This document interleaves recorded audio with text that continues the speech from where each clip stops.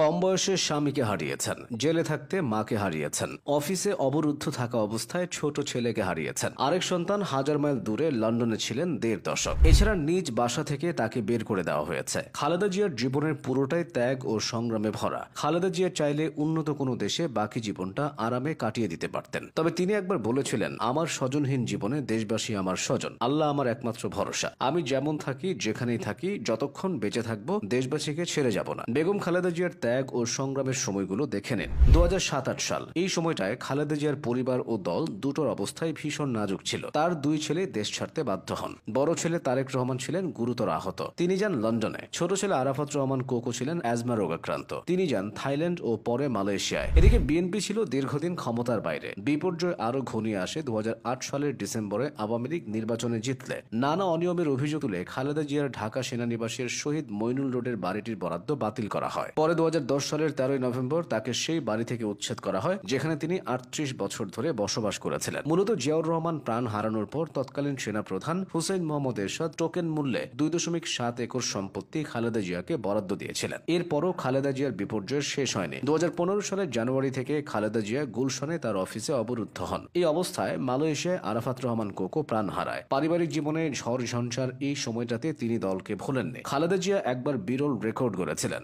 মাত্র ১৪ দিনে তিনি প্রায় ১০,০০০ কিলোমিটার পথ অতিক্রম করেছিলেন। বিধ্বস্ত বিএনপিকে নতুনভাবে সংগঠিত করতে তিনি একের পর এক জেলা পাড়ি দিয়েছিলেন। শতাধিক জনসভা ও পথসভায় নির্বাচনী ভাষণ দিয়েছিলেন। এভাবে বাংলাদেশের নির্বাচনী অভিযানের ইতিহাসে খালেদা জিয়া রেকর্ড গড়েছিলেন। তখন ছিল নির্বাচনের সময় ২০০৮ সালের নির্বাচন, কিন্তু বিএনপি সেই নির্বাচনে হেরে যায়। পরাজয়ের পরও তিনি নতুন উদ্যমে কাজ শুরু করেন। কিন্তু ২০১৩ সালের নির্বাচনের আগে খালেদা জিয়াকে অবরুদ্ধ করে রাখা হয়েছিল। তার গুলশানের বাড়ির সামনের রাস্তার দুই পাশে বালির ট্রাক দিয়ে আটকে রাখা হয়। ওই সময় খালেদা জিয়া রেগে গিয়ে পুলিশদের উদ্দেশ্য করে বলেছিলেন, এরা সবাই গোপালগঞ্জের নামই বদলে যাবে। কিন্তু ছোট ছেলে আরাফাত রহমান কোকো প্রাণ হারানোর পর থেকে খালেদা জিয়ার শরীর ও মন ভেঙে পড়ে। তিনি অসুস্থ হয়ে পড়েন। খালেদা জিয়ার অসুস্থতা তাকে ও বিএনপিকে বেশ ভুগিয়েছে। তিনি হার্ট, কিডনি ও লিভার সহ বিভিন্ন ধরনের রোগে ভুগছেন। তার হার্টে ৩টি ব্লক ছিল। আগে একটা রিং পরানো হয়েছিল। তাই ২০২৪ সালের জুনে তার শরীরে পেসমেকার বসানো হয়। হৃৎপিণ্ডে লাগানো এই পেসমেকার একটা ইলেকট্রনিক ডিভাইস। এটা নিয়মিত বিরতিতে হার্টকে সিগন্যাল পাঠায় যাতে হার্ট পাম্প করে।